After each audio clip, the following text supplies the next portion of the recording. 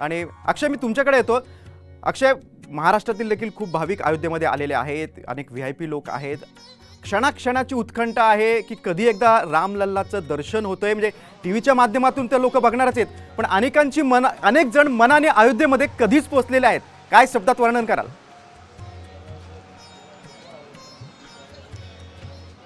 नक्कीच. खरं तर गिरीश, हा सोहळा जो आहे तो अद्वितीय आहे, अभूतपूर्व हा सगळा सोहळा आहे. आणि त्यापूर्वीची जी तयारी आहे ती गेल्या आपण 15 ते 20 तारखेपर्यंत सगळी दाखवली होती. जे धार्मिक विधी या मंदिरात होणार होते, जे मंदिरात झालेले आहेत, त्याच्या प्रत्येक अपडेट आपण साम टीव्हीच्या प्रेक्षकांसाठी पोहोचवलेल्या होत्या. आणि आजचा दिवस जो आहे तो अखेर तो क्षण आलेला आहे जेव्हा रामलल्लांचे प्राणप्रतिष्ठा सोहळा जी आहे ती पंतप्रधान नरेंद्र मोदी यांच्या हस्ते दुपारी 12:20 जो अभिजित मुहूर्त काढण्यात आलेला आहे त्यावेळेला होईल. पण त्यापूर्वी अतिशय महत्त्वाची आपल्याला एक अपडेट यावेळेला देऊ इच्छितो की आपण जर समोर बघितलं त्या स्क्रीनवर, तुम्हाला कॅमेऱ्याच्या स्क्रीनवर जर दिसेल तर हा सगळा जो मेन गेट आहे तो गेट नंबर 1 जे आहे या अयोध्येच्या राम मंदिराचं, हे गेट नंबर 1 आहे.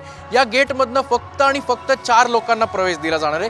ते 4 लोक म्हणजे पंतप्रधान नरेंद्र मोदी, राष्ट्रीय स्वयंसेवक संघाचे सरसंघचालक मोहन भागवत, उत्तर प्रदेशचे मुख्यमंत्री योगी आदित्यनाथ, त्याच्यानंतर आनंदीबेन पटेल ज्या उत्तर प्रदेशच्या राज्यपाल आहेत.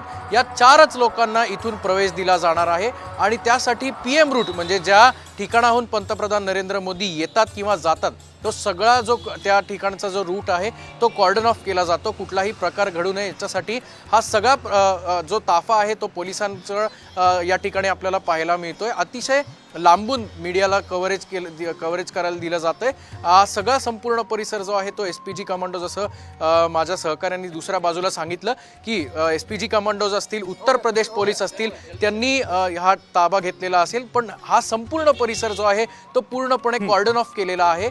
खरं तर पोलीस जे आहेत ते देखील आम्हाला विनंती करतायत की इथून मागे जावं, कारण हा सगळा जो परिसर आहे तो VIP सिक्युरिटीसाठी असतो, PM रूट असतो. त्यामुळे हा सगळा जो परिसर जो आहे तो इथनं आता पुढे कॉर्डन ऑफ केलेला आहे. जोपर्यंत पंतप्रधान नरेंद्र मोदी या ठिकाणाहून जात नाहीत तोपर्यंत हा सगळा जो परिसर आहे तो संपलेला आपल्याला पाहायला मिळणार नाही. आणि जो सामान्य नागरिक जे आहेत ते देखील त्यांना देखील आता इथून परवानगी दिलेली जात नाहीये. गिरीश, अक्षय, तुझ्याकडनं आम्ही वेळोवेळी सगळे अपडेट्स अयोध्येतले घेत राहू. तू तुर्तास जी माहिती दिलीस त्याबद्दल धन्यवाद. प्रमोद, तुम्ही पण आमच्यासोबत असेच राहा, माहिती दिली त्याबद्दल धन्यवाद.